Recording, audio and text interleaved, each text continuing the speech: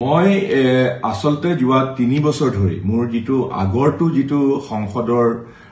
term আছিল তেতিয়াৰ পৰা মই যোৱা 3 বছৰ ধৰি একেলেঠাৰিয়ে ভাৰত চৰকাৰ কৈ আছিল আবেদন জনাইছিল যে আমাৰ মধ্য অসমৰ মৰিগাঁওৰ পৰা উত্তৰ পাৰলৈ সংলগ্ন কৰা উত্তৰ পাৰৰ বিশেষকৈ খাৰুপেটিয়া ৰৌতা এই গোটেই অঞ্চলটোক সংলগ্ন কৰি পেলাই এখন ব্ৰহ্মপুত্ৰৰ ওপৰত দলং সাজিব লাগে ৰাস্তা নিৰ্মাণ কৰিব লাগে তাৰ দুটা কাৰণ আছে মই প্ৰথম কথা হল আমাৰ সেই মধ্য অসমৰ এইফালে মৰিগাঁও জিলাৰ নগাঁও জিলা আৰু সিফালে উত্তৰ পাৰৰ গোটেই সমগ্ৰ অঞ্চলটো দৰং জিলাৰ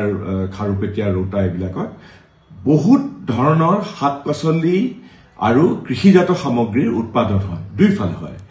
আজি গোটেই এলেকাটোত বহুতে নাজানে যে আমাৰ এই চৰ এলেকাবিলাকতো পৰ্যাপ্ত পৰিমাণে ব্ৰকলি খেতি কৰে এতিয়া দিল্লীৰ বজাৰত ব্ৰকলিৰ দাম 200 টকা কেজি আমাৰ তাত মাত্ৰ 20 টকা কেজি তাত হয় ঠিক তেনেকৈ ওয়াটাৰমেলন যেটো ওয়াটাৰমেলন এতিয়া গোটেই তাত মানুহে খেতি কৰে আৰু আমাৰ মৰিগাঁও গোটেই জিলাটোত আমাৰ ধানৰ আসলতে আটাইতকৈ ডাঙৰ খেতি হয় ধান খুব হাৰুৱা মাটি ধান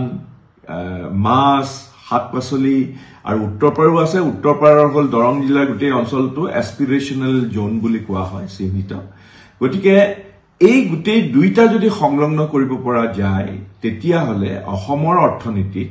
বৰ ডাঙৰ এটা দিশৰ সংযোজন হ'ব কাৰণ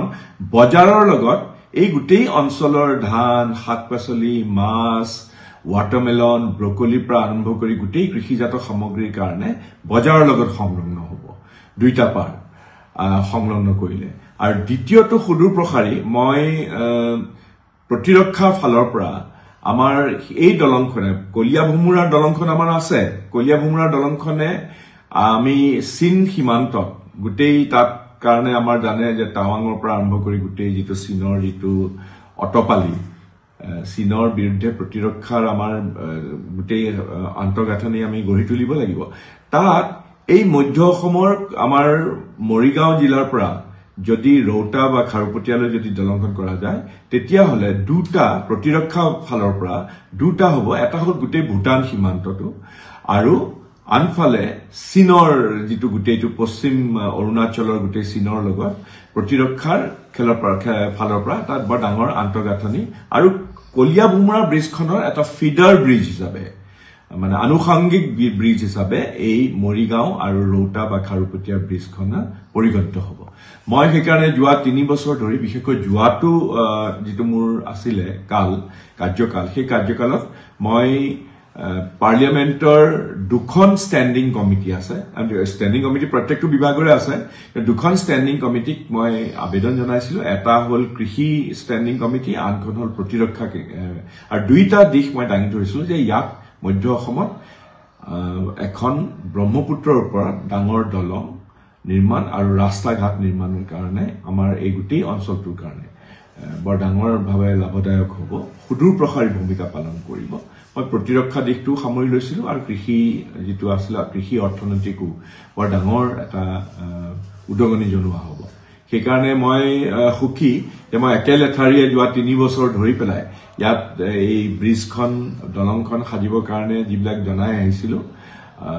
যোৱাকালি আৰু অলপ দিন আগতেও মই নীতিন গাডকাৰী দেৱক লগ ধৰিছিলো যোৱাকালি নীতিন গাডকাৰী দেৱৰ যেটো প্ৰেছ ৰিলিজ আৰু তাৰ অফিচৰ পৰা মোক জনাইছে যে সেইখন স্যাংচন হৈছে গতিকে এইটো মোৰ কাৰণে ব্যক্তিগতভাৱে এটা বৰ ডাঙৰ অনুভূতি কাৰণ মই লাগি আছিলো আৰু অসমৰ গোটেই উত্তৰ পূৰ্বাঞ্চল আন্তঃগাঁথনিত এইটো এটা নতুন দিশৰ সংযোজন মইতো তেওঁক আজি 15-20 দিন মানৰ আগতেই মই তেওঁক লগ পাইছিলো আকৌ তেতিয়া মই তেওঁক দাঙি ধৰিছিলো অৱশ্যে অসম চৰকাৰে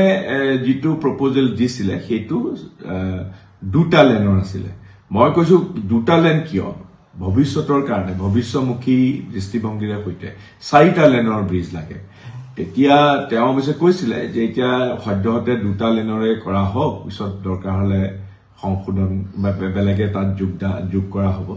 যিয়ে নহওক লাগিলে এইটো এটা বৰ আশাব্যঞ্জক কথা আৰু বিশেষকৈ মই একেলেঠাৰিয়ে যোৱা 3 বছৰ 3.5 বছৰ ধৰি লাগি থকা বিষয় এটাক নীতিন গাডকাৰীদেৱে ভাৰত চৰকাৰে সঁহাৰি জনোৱাত মই অত্যন্ত